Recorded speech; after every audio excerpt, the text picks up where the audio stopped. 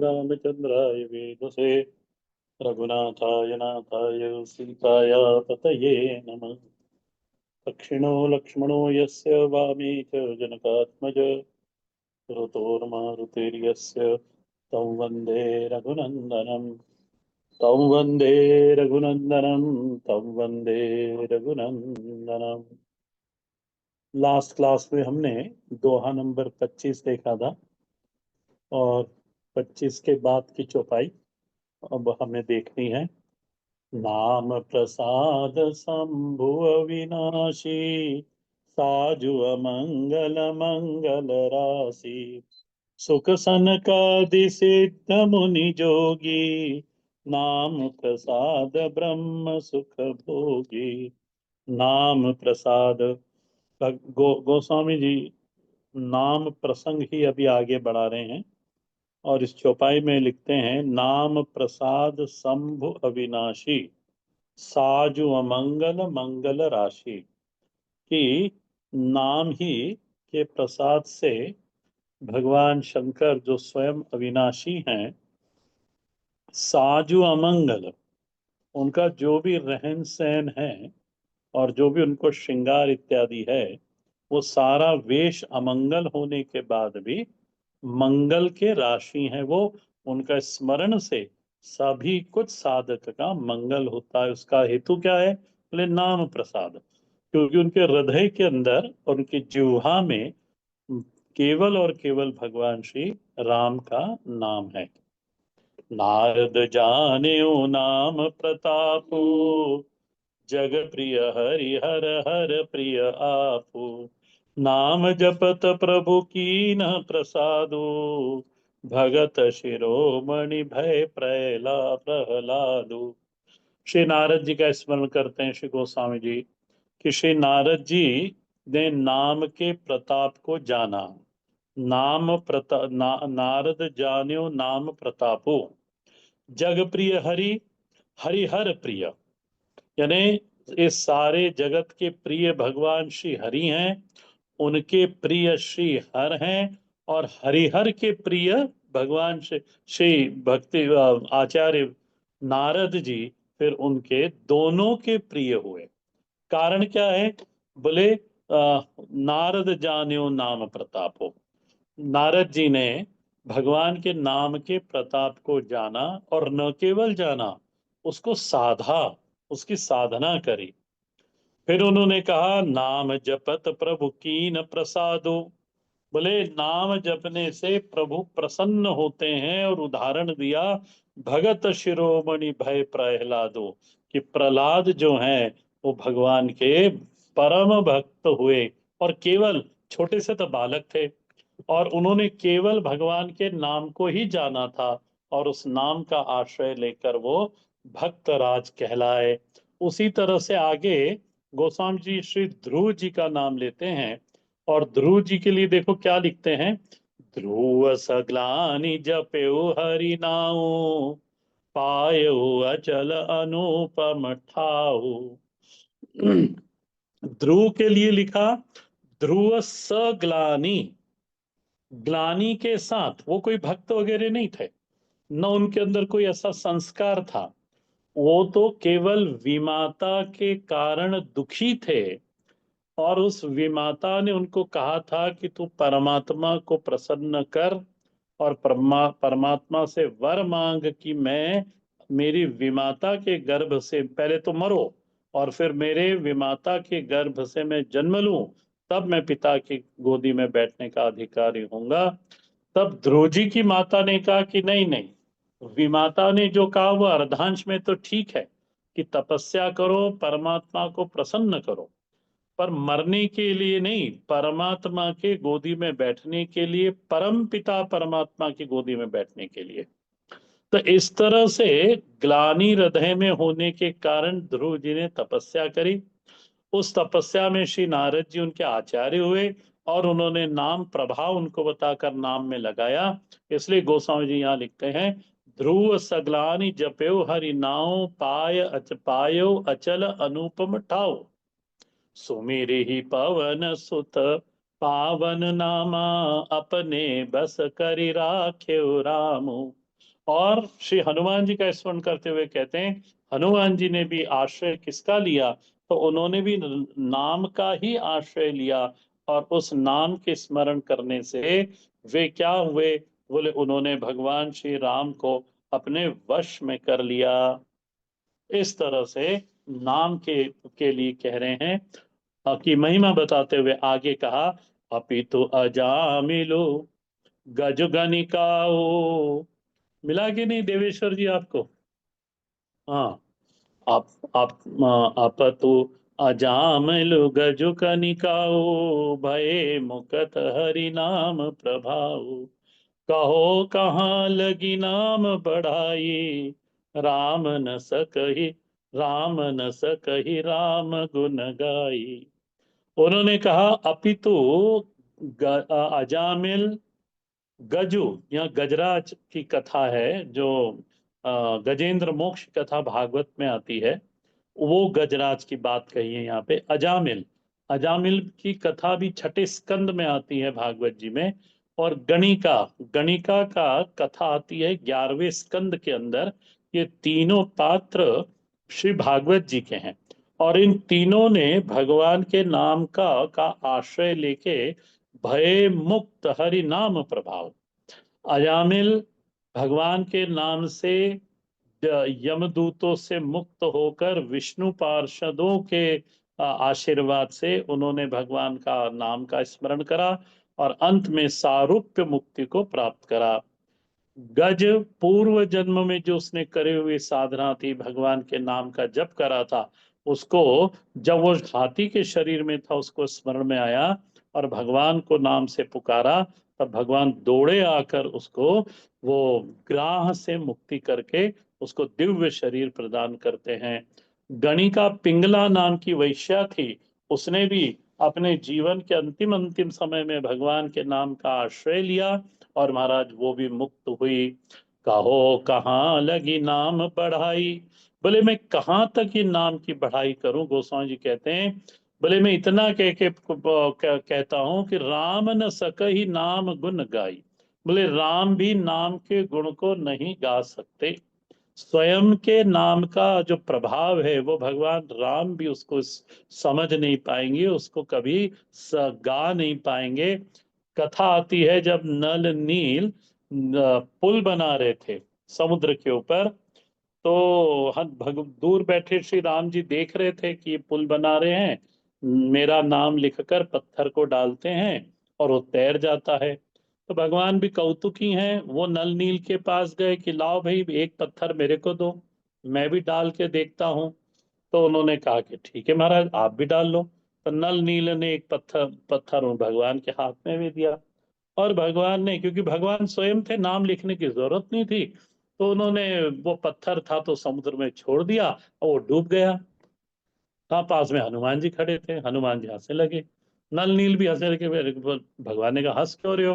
बोले प्रभु जिसको आप छोड़ोगे वो डूबेगा ही तो। बोले आपने जिसको छोड़ दिया वो तो डूबेगा ही, तो आप रहने दो, आप बैठो, हम ही आपका नाम लिख के छोड़ते हैं तो पत्थर तर जाएगा।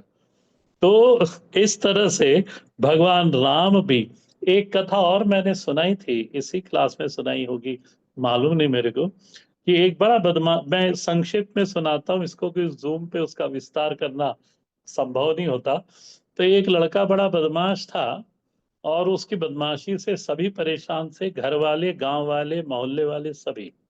और उसी गांव में एक महात्मा चातुर्मास करने गए थे। तो उन्होंने, सबने विचार करा कि इस लड़के को महात्मा जी को दे आओ, बोले वही सुधार सकेंगे इसको। तो लड़के को लेके गांव वाले सब जाते हैं और बताओ बड़ी शिकायत करते हैं, बोले महाराज इसको आप रख लो। महाराज ने कहा कि ठीक है दे दो। तो लड़का रहने लगा। और वो लड़का रहता, वो बोलता महाराज जी को कि मेरे को कभी भगवान का भजन करने के लिए मत बोलना, बाकी जो करो कहोगे मैं कर दूंगा। उनका कि ठीक है। थोड़े दिन बीत गए। एक दिन बुलाया उस लड़के को, महात्मा जी ने कहा कि अच्छा, बोले एक बार तो भगवान का नाम ले ले, मेरे पास रहता है। तो बोले नहीं, क्या फायदा? अब वो बोल रहे कि अच्छा ये ठीक है। बोले एक ही बार ले ले। तो बोले नहीं, पर फायदा क्या? तो महात्मा जी ने कहा कि इस लड़के को सुधारना दूसरे ढंग से पड़ेगा। उसने कहा, महात्मा जी ने कहा कि तू झूठ बोलता है? तो बोले हाँ। बोले फायदा क्या? तो बीड़ी पीता है? तो बोलते हैं हाँ। बोले फायदा क्या? तो गुटखा खाता है? तो बोले हाँ मैं गुटखा खाता हूँ। तो बोले फायदा क्या? और बोले तो दारू पीता है? बोले हाँ पीता हूँ। तो बोले फायदा क्या? इतनी सारी चीजें तो बिना फायदे की करता है, तो मेरे कहने से एक बार बिना फायदे का नाम तो ले ले। तो लड़के ने कहा कि अच्छा ठीक है, एक ही बार लूंगा, मेरे को बार बार मत बोलना। तो बोले हाँ एक ही बार ले। और जोर से उसने, जैसे महाराज जी ने पहले नाम लिया राम, तो उसने भी महाराज जी के पीछे जोर से नाम लिया राम। महाराज जी ने कहा तेरा बन गया काम, अब तू घर जा।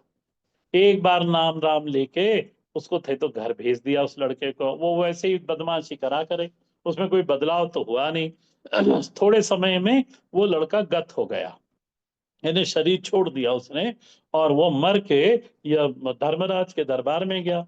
अब धर्मराज के दरबार में महाराज उसका निर्णय करने के लिए चित्रगुप्त ने जब वो उसका पत्रा खोला, तो उसमें तो सब पाप ही पाप था। धर्मराज को उन्होंने कहा कि महाराज इसके जीव ये तो नर्क, घोर नर्क में जाएगा। तो धर्मराज ने कहा जरा देखो एक बार वापस। तो बोले इसका एक ही पुण्य है। बोले क्या? बोले इसने एक बार राम नाम लिया था।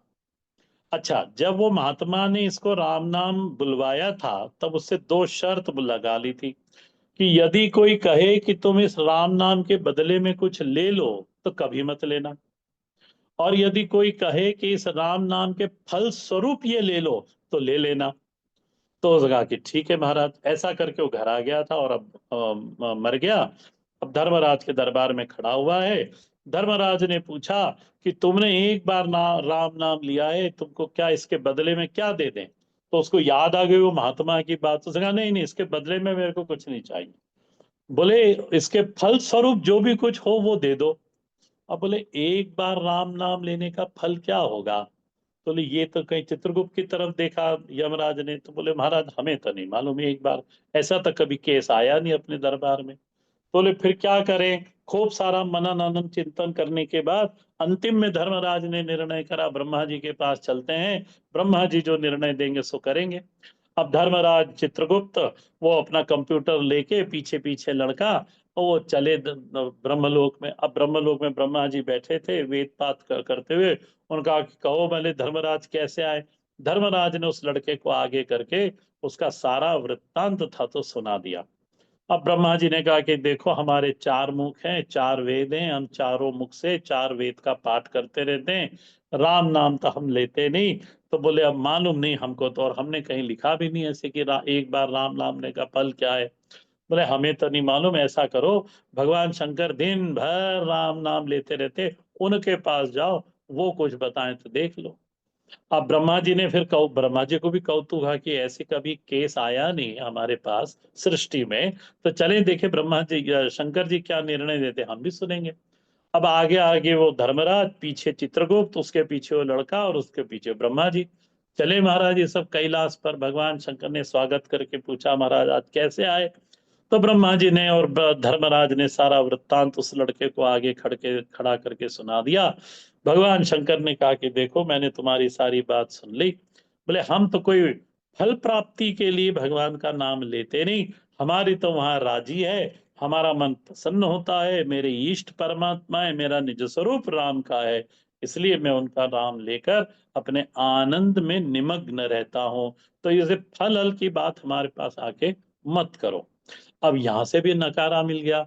अब धर्मराज ने चित्रगुप्त को देखा, चित्रगुप्त ने ब्रह्मा जी को देखा कि महाराज यहाँ तो बात बनी नहीं। तो उन्होंने कहा कि चलो अब जिसका नाम है उसी के पास चलते हैं। अब सब उस लड़के को लेकर, अब शंकर जी ने कहा चलो मैं भी ये कौतुक देखूं। तो अब आगे आगे धर्मराज, पीछे चित्रगुप्त, उसके पीछे लड़का, उनके पीछे ब्रह्मा जी, ब्रह्मा जी के पीछे शंकर जी। अब ये सब चले महाराज, साकेत धाम गए भगवान राम को के दरबार में। भगवान राम दरबार में बैठे थे, उन्होंने सबका स्वागत करा। कैसे आना हुआ उन्होंने पूछा, उन्होंने सारा वृत्तांत बताया कि ये बात है धर्मराज ने। और बोले ये ब्रह्मा जी और शंकर जी बोले देख निर्णय ले देखने आए हैं कि इस लड़के का निर्णय, एक बार राम नाम लेने से क्या फल मिलता है, वो ये सुनने आए हैं। तो बोले अच्छा ठीक है। भगवान राम ने थोड़ी देर मौन रहे और फिर कहा कि देखो नाम तो हमारा ही है, पर बोले हमको नहीं मालूम हमारा नाम लेने का क्या फल मिलता है। तो बोले अच्छा आपको भी नहीं मालूम? तो अब बड़े परेशान। अब बोले आप जाओ, बोले मेरे को तो नहीं, हमें नहीं मालूम हमारा नाम लेने का क्या फल होता है।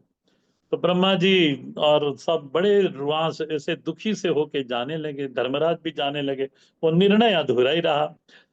तो जैसे ही वो पलट के जाने लगे तो भगवान राम ने आवाज दी कि अच्छा अच्छा रुको, अब इस लड़के को यहाँ ले ही आए हो तो तुम इसको मेरे पास छोड़ दो और तुम सब चले जाओ यहाँ से। तो ब्रह्मा जी को कहा आप ब्रह्मलोक चले जाओ, शंकर जी को कहा आप कैलाश जाओ, और धर्मराज को अपने लोक में भेज दिया, और उस लड़के को भगवान ने अपने पास रख लिया। तो एक बार राम, ये पुराने महात्मा लोग कथा सुनाते थे, हमने भी बड़े महाराज जी से कथा सुनी है, सो मैंने आपको सुना दी कि भगवान का नाम एक बार लेवे तो उसका ये फल की प्राप्ति होती है। तो राम नाम राम को कल्पतरु, कलि कल्याण निवासु, जो सुमिरत भयो भांगते, तुलसी तुलसी दासु सियावर रामचंद्र की जय। उन्होंने कहा, गोस्वामी जी कहते हैं, अपने अनुभव से कहते हैं, 80 साल की आयु में गोस्वामी जी ने रामचरितमानस की रचना करी। तो सारा 80 साल का अनुभव उन्होंने कहा कि राम नाम कल्प तरु, कलि कल्याण निवासु। ये बोले कलयुग में भगवान का नाम ही कल्प तरु है, कल्प वृक्ष है। बोले जो मन चाहे पदार्थ इससे प्राप्त कर लो, और अंत में फिर कल्याण की प्राप्ति भी हो जाएगी। बोले देखो मैं तुम्हारे सामने उदाहरण बन के बैठा हूं। बोले जो सुमिरत भयो भांगते, तुलसी तुलसी दासो। बोले भांग जिस तरह से एक निष्कृष्ट पदार्थ होता है, उसी तरह से मैं भी बड़ा नीच था, और बोले कामी था, विषयी था, पर मैंने भी भगवान के नाम का आश्रय लेकर बोले आज मैं तुलसी से तुलसी दास बन गया। चहु जुगति न काल तुहु लोका, भय नाम जपि जीव विशोका। वेद पुराण संत मत एहो, सकल सुकृत फल राम सनेहु।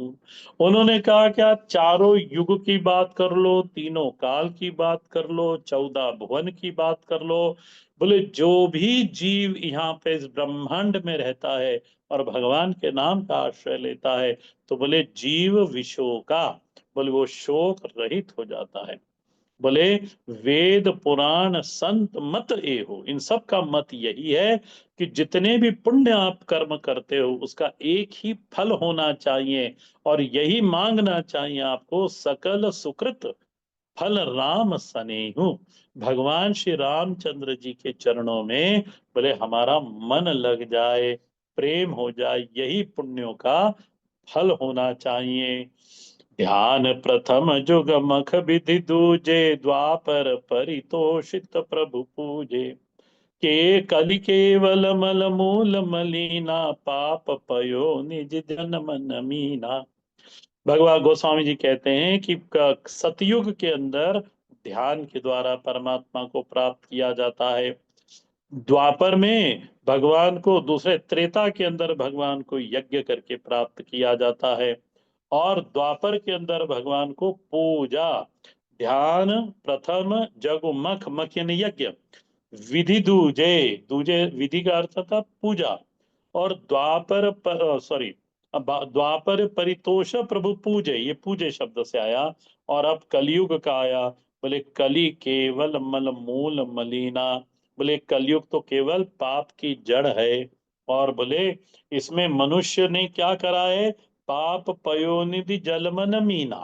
बोले मनुष्य का जो मन रूपी मछली है, वो पाप रूपी पयोनिधि, पयोनिधि यानी समुद्र, तो पाप रूपी समुद्र के अंदर ये मछली बन के मन हमारा इस कली के, कली रूपी जल के अंदर, कली रूपी समुद्र के जल के अंदर हमारा मन मछली होकर विषयी बना हुआ है।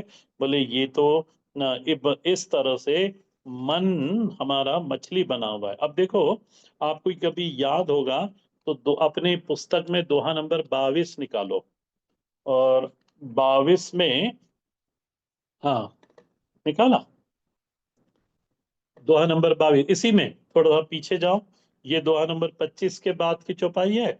अब दोहा नंबर 22 पे जाओ, मिला?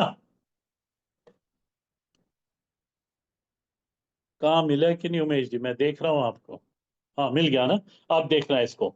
सकल कामना हीन जे राम भगत रसलीन, नाम सुप्रेम पीयूष हृदय, तिनकु किए मन मीन सियावर रामचंद्र। यहाँ पे भी मन को मछली कहा है। और ये कौन है? बोले ये वो महात्मा है। ये वो 9th चैप्टर वाला महात्मा है। कभी आपको स्मरण होगा तो गीता जी का जो 9वां अध्याय है, उसके अंदर जिस महात्मा का वर्णन करा है वो यही है। कैसा है वो? बोले सकल कामनाहीन जे राम भगति रसलीन। राम की भक्ति में उस वही लीन हो सकता है। राम भक्ति रूपी रस में वही व्यक्ति लीन हो सकता है जो सकल कामनाहीन, ये ज्ञानी है। और नाम सुप्रेम पीयूष हृदय, नाम रूपी अमृत का कुंड, उसके अंदर यह ज्ञानी अपने मन को मछली बनाकर घुमाता है। अब इसको देखो आप। बोले कली केवल मल मूल मलिना। आज वर्तमान की स्थिति कैसी है? कली केवल मल मूल मलिना। कली काल ऐसा है। और इसके अंदर मनुष्य ने क्या करा है? बोले पाप पयोनिधि जनमन मीना। बोले मनुष्य की जो मन रूपी मछली है, वो विषय रूपी समुद्र के अंदर घूम रही है। और वहां महात्मा का जो मन है, वो कहाँ है? तो बोले वो भगवान के नाम रूपी अमृत के अंदर घूम रहा है। इस तरह से कंपेयर करके देखना आप, अच्छा लगेगा पढ़ोगे तो। नाम काम तरु ना काल नाम काल नाम काम तरु काल कराला, सुमिरत समन सकल जग का जाला। राम नाम कलि अभिमत दाता, हित पर लोक लोक पितु माता। उन्होंने कहा कि ये कलयुग के अंदर कल्प वृक्ष के समान नाम है। नाम काम तरु काल कराला। बोले ऐसे कलयुग में, बोले कल्प वृक्ष नाम ही कल्प वृक्ष है। बोले सुमिरत समन सकल जग जाला। इसका स्मरण करने से जगत के जितने भी जंजाल है, बोले वो नष्ट हो जाते हैं। बोले राम नाम कलि अभिमत दाता। राम नाम के द्वारा मनोवांछित फल की प्राप्ति हो जाती है। हित परलोक लोक पितु माता। और बोले परलोक में तो हितैषी होता है, और इस लोक में, यह लोक में, ये माता पिता के समान बोले हमारी रक्षा करता है, पालन करता है, हमारा पोषण करता है।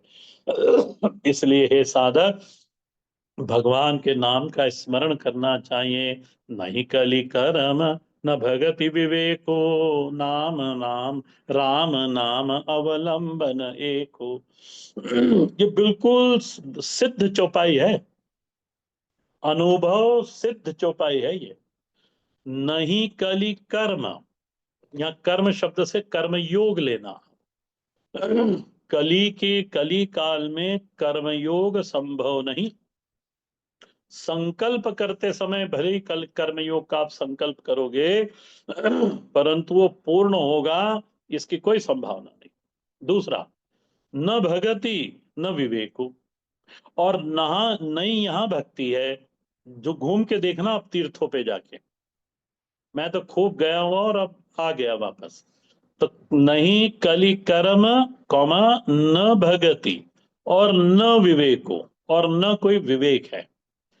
परमात्मा के जो अनन्य भक्त है, जो परमात्मा अतिरिक्त और किसी चरण का आश्रय लेते नहीं, परमात्मा अतिरिक्त और किसी का आश्रय लेते नहीं, और उनको विज्ञापन इत्यादि से दूर हैं, बोले वही केवल विवेकी बचे हैं।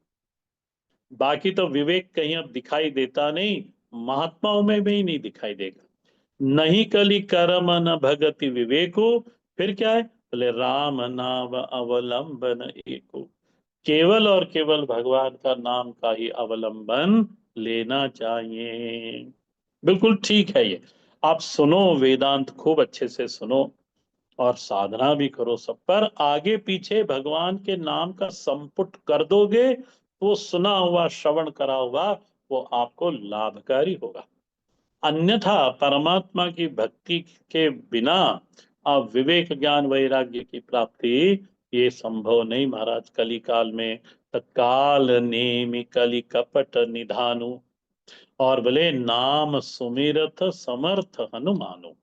काल नेमी कली है ये, काल नेमी राक्षस की कथा आएगी, और यदि आपको मालूम हो तो ये सुंदर कांड में आई हुई है। काल नेमी राक्षस है, और ये प्रताप भानु की कथा में भी है।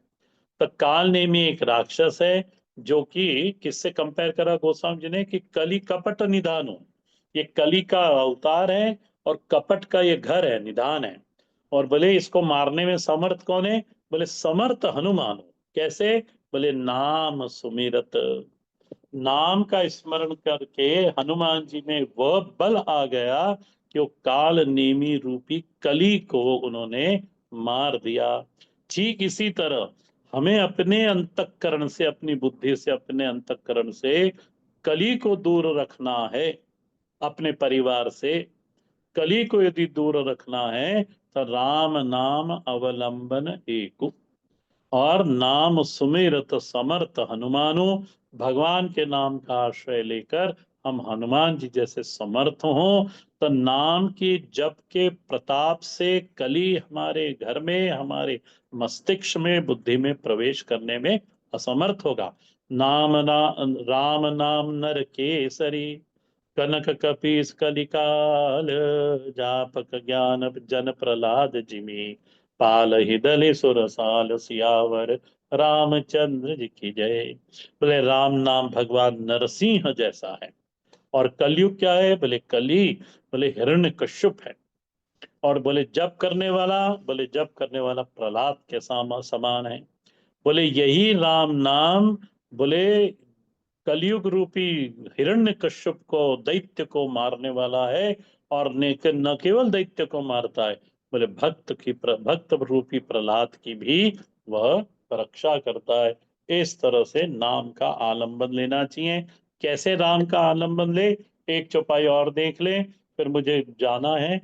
भाव कुभाव अनख आलस हो, नाम जपत मंगल दिसि दस हो, सुमिर सो नाम राम गुण गाथा, करौ नाई रघुनाई नाथ ही माथा।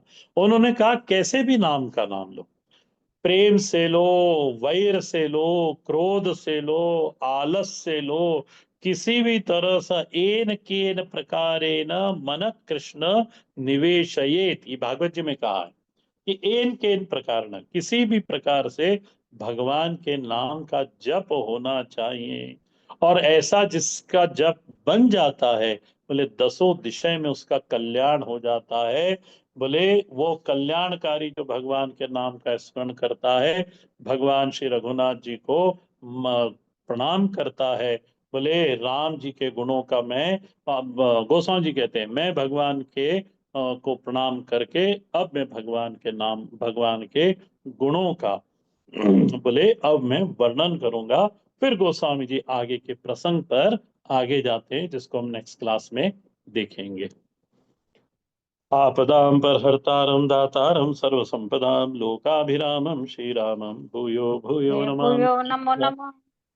रामाय रामभद्राय रामचंद्राय वेदसे, रघुनाथाय नाथाय सीताया पतये नमः। दक्षिणो लक्ष्मणो यस्य, वामे च जनकात्मज, पुरतोर्मारुतिर्यस्य, तं वन्दे रघुनन्दनं, तं वन्दे रघुनन्दनं, तं वन्दे रघुनन्दनं।